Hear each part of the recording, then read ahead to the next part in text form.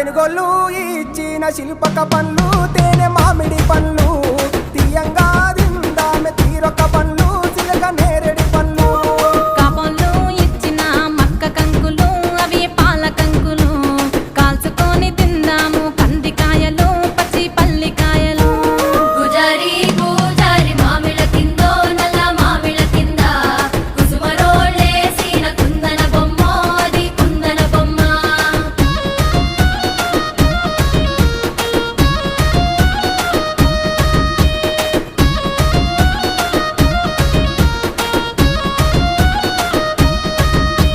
బెస్తోలు పెట్టిన పచ్చి చేపలు అవి వట్టి చేపలు